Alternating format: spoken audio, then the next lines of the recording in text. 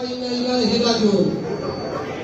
আমরা তার রূহের মাগফিরাত কামনা করছি এবং আজকে সাংস্কৃতিক সন্ধ্যা ওনার মৃত্যুর কারণে আমরা এটা স্থগিত করেছি। আপনারা জানেন আজকে আমাদের প্রধান অতিথি আমাদের মাঝে উপস্থিত আছেন বিএনপির চেয়ারপারসনের উপদেষ্টা অধ্যাপক সুকুমার বড়ুয়া এবং আমাদের শ্রদ্ধেয় বড় ভাই অভিনেতা জিসাসের এক সময়ের সাবেক সভাপতি, জিসাসের জন্য যার নিবেদিত প্রাণ, আপনারা সবাই তাকে ছিলেন।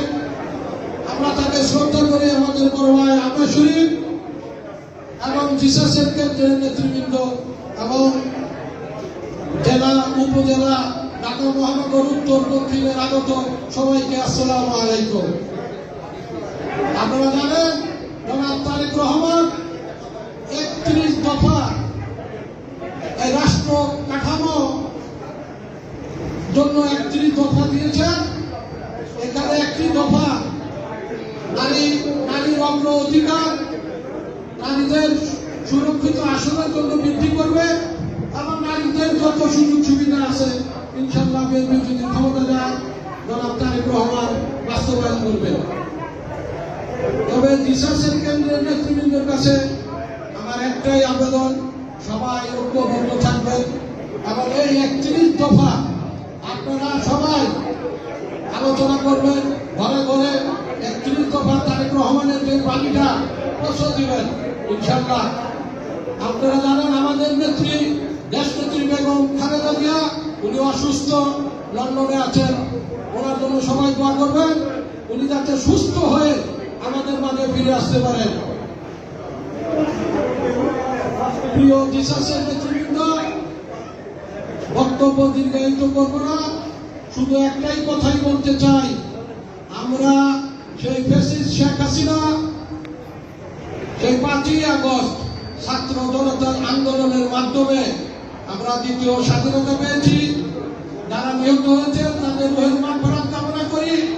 শুধু ছাত্র না, জিসাসের নেতৃবৃন্দ, বিএনপির নেতৃবৃন্দ এবং সাধারণ মানুষ আজকে রাজপথে নেমে এসেছেন যে আজকে এই ফ্যাসিস্ট সরকার শেখ হাসিনা এই দেশ থেকে পালাতে বাধ্য হয়েছেন। এই বেশি কিছু বলবো না, আপনারা সবাই ঐক্যবদ্ধ থাকবেন, সবাই মিলেমিশে থাকবেন। জিসাসকে আরো সুসংগঠিত করার লক্ষ্যে আমরা কাজ করে যাচ্ছি। জিয়া সাংস্কৃতিক সংগঠন, এটা সাংস্কৃতিক মনের মানুষরা এই সংগঠনটা করে। এখানে যারা আছেন আমাদের, আপনারা সবাই ছিলেন, অভিনেত্রী আমাদের আন্না আপা, শারমিন আপা, রেবেকা আপা, আমার সম্মানিত সভাপতি রুকেয়া সুলতানা কে আপা, সাবরিনা আপা এবং আরো নেতৃবৃন্দ আছেন। সবাই আপনাদের জন্য কাজ করছে এবং অনেকে আসতে পারেন নাই, কারণ অনেকের অনেক কাজ আছে বিদায় আসতে পারেন নাই। তাই সবাই ঐক্যবদ্ধ থেকে আমাদের সাথে থাকবেন ইনশাআল্লাহ। আগামীতে জিসাসকে জনাব তারেক রহমান, দেশনেত্রী বেগম খালেদা জিয়াকে আমরা উপহার দিতে চাই যে জিসাস একটা শক্তিশালী সংগঠন, যারা রাজপথে আন্দোলন করে কাজ করে, যাতে আমরা সেই জানানটা দিতে পারি। আপনারা ঐক্যবদ্ধ থাকবেন। এই বলে আমি আমার বক্তব্য শেষ করলাম। আসসালামু আলাইকুম।